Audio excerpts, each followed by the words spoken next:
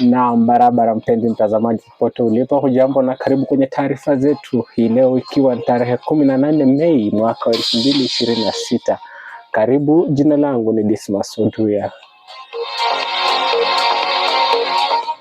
Raia wa Kenya hivi leo wamepata wakati mgumu kufika kwenye maeneo yao ya kazi kufuatia mgomo uliotangazwa na wamiliki wa magari ya abiria na bodaboda ulianza hivi leo kushinikiza serikali kushusha bei ya mafuta. Hayo yakijiri, ofisi za chama cha UDA mjini wote Makueni zimewashwa moto wakati wa maandamano ya kulalamikia bei ya juu ya mafuta. Tukiingia kule Nakuru ni kwamba mtu mmoja aaga dunia wakati wa maandamano dhidi ya bei ya mafuta mjini Nakuru, huku walioshuhudia wakisema aligongwa na gari la polisi. Na kufuatia mgomo wa abiria kufuatia mgomo wa magari ya uchukuzi unaoendelea nchini Kenya, biashara nyingi zimesalia zimefungwa, huku wahudumu wa uchukuzi wakilalamikia kupanda kwa bei ya mafuta. Mgomo huu umeathiri pia sekta ya elimu, wanafunzi wakilazimika kurudi nyumbani, wengine wakisalia nyumbani kutokana na ukosefu wa usafiri. Wahudumu wa uchukuzi wa umma walianza mgomo wao usiku wa kuamkia Jumatatu Mei tarehe 18, wakati serikali ya Kenya wakitaka serikali ya Kenya kupunguza bei ya mafuta.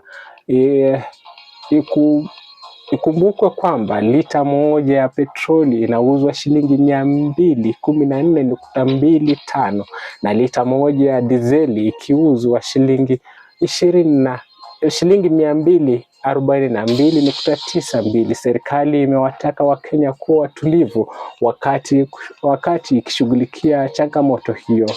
Na kwenye taarifa ya tanzia ni kwamba polisi wamethibitisha kifo cha Rachel Wandoto aliyechomwa moto wa tindikali kutokana na kinachoelezwa kuwa msimamo tofauti wa kisiasa.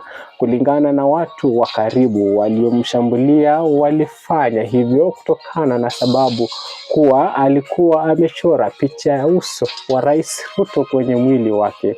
Mei tarehe 17, wakati akimtembelea hospitalini akiwa bado hai, waziri wa usalama wa ndani Kipchumba Murkomen alisema katiba ya Kenya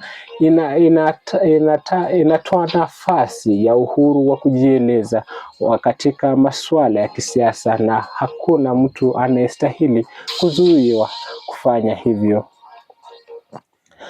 Tukisonga kwenye taarifa za kimataifa ambazo zitakamilishia taarifa zetu za leo ni kwamba waziri mkuu wa Israel Benjamin Netanyahu hapo jana Jumapili alithibitisha kuuawa kwa Izz al-Din al-Haddad, kiongozi wa kijeshi wa wapiganaji wa Hamas kwenye ukanda wa Gaza.